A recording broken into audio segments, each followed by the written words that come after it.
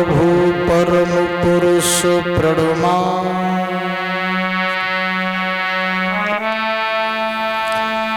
आदि शक्ति आनंदमयी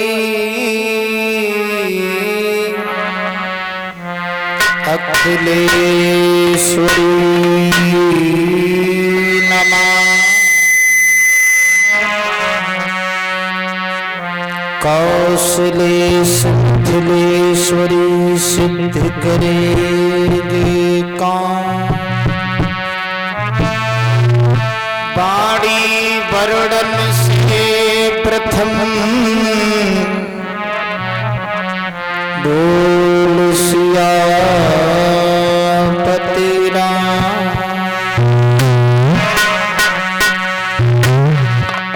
सुनाए है हमने पवन कुमार जहाँ राम की होवे गाथ रहते हो उस जगह प्रभु तोड़ के सब मरिया।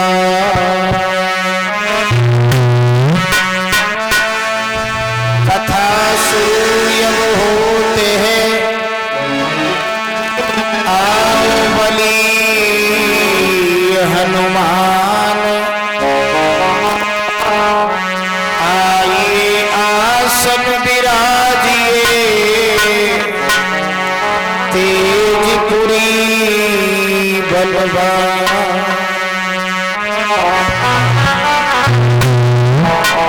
तो जिनकी सेवा भाव से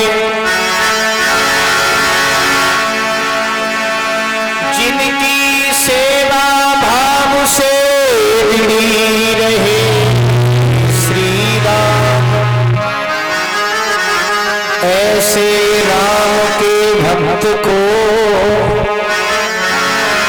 मेरा कोटि कोटि प्रणाम। बोलिए हनुमान जी महाराज की।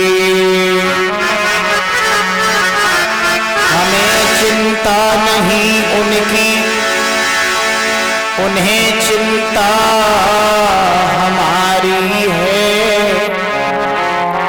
हमारी नाव का रक्षक वो सुदर्शन चक्रधारी है।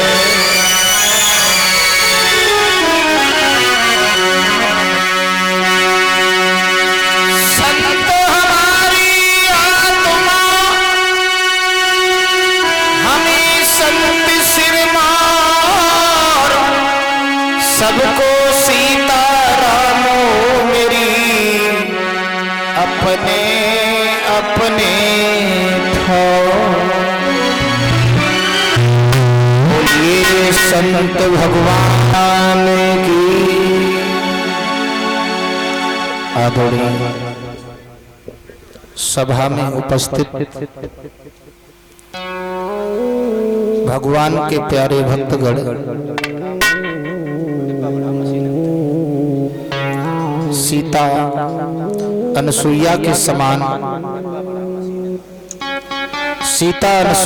समान इस भूमि को पवित्र करने वाली हमारी माताएं एवं बहनाएं,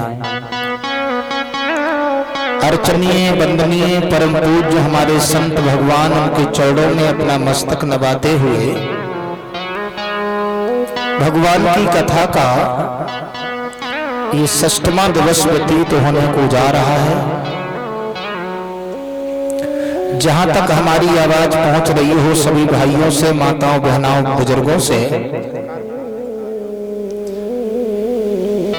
निवेदन है कि थोड़ा थोड़ा समय निकाल करके भगवान के दरबार में उपस्थित हो और भगवान की पावनमयी कथाओं को अमृत पान कर अपने जीवन को धन्य बनाएं।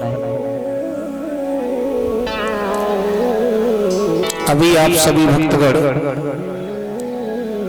श्री व्यास जी के मुखारविंद से भगवान के पावन पावन चरित्रों को श्रवण कर रहे थे। किस प्रकार से भगवान कन्हैया परिचित जी एक नहीं अनन्य प्रकार की लीलाएं गोकुल और वृंदावन में कर रहे हैं।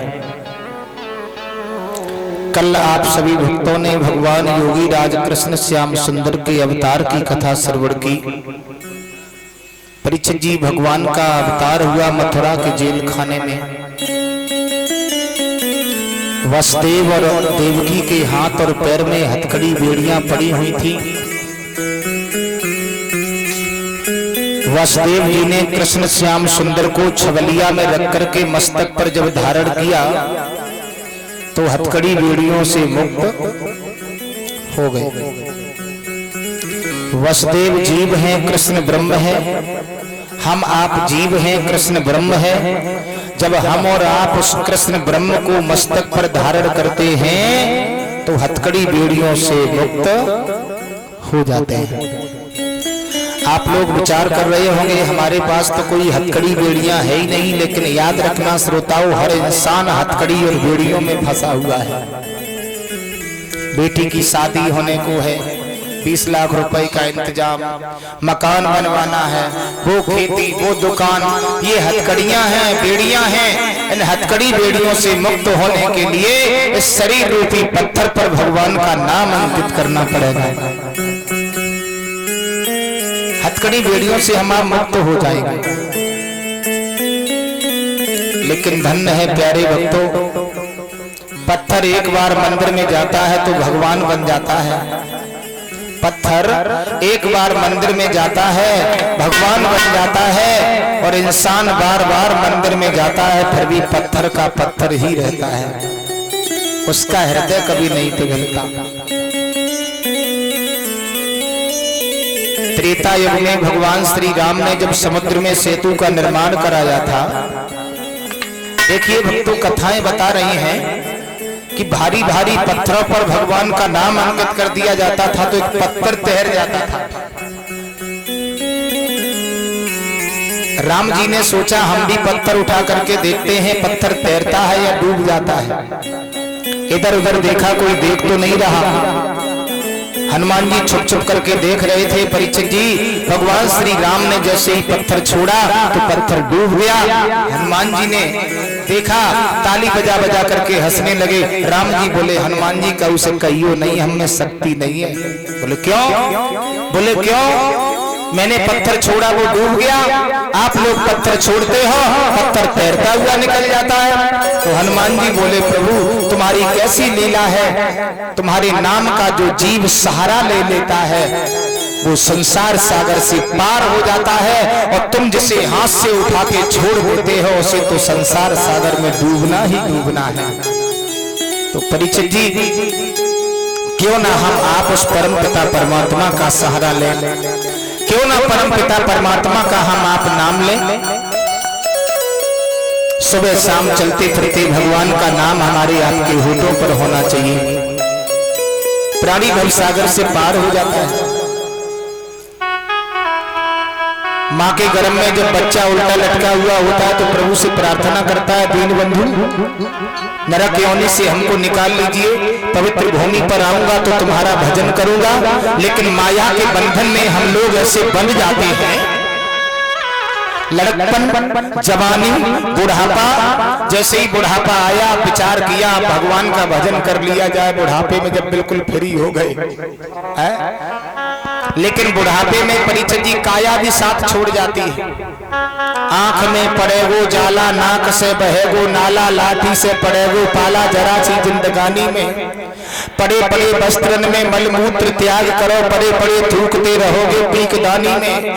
आवेगे न काम जे तिजोरी के भरे दाम, काहे को हैरान तुस माया की हैरानी में। भजन कब करोगे खाक तन की उड़ जावे राख, भजन यदि करना है तो कर लो जवानी में। बुढ़ापे में तो कोई साथ नहीं देगा, काया भी साथ छोड़ जाती है।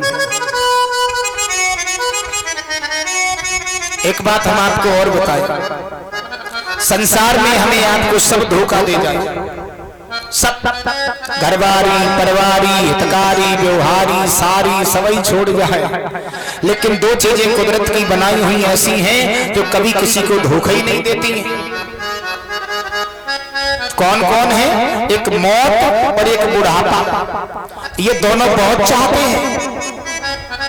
जान लेंगे तुम कौन सी गली में हो, कौन सी मोहल्ला में हो, कौन से मकान में हो, बिना पूछे बिना बताए तुम्हारे पास आ जाते हैं। हर इंसान के पीछे 4 लोग लगे हुए हैं और सबसे ज्यादा अगर कोई चाहने वाला है तो परीक्षक जी बुढ़ापा बहुत चाहता है। बुढ़ापा ये बहुत प्यार करता है। पहले तो आता नहीं है, वो आता है तो छोड़ के जाता नहीं है। कब तक नहीं जाता? जब तक संग लेके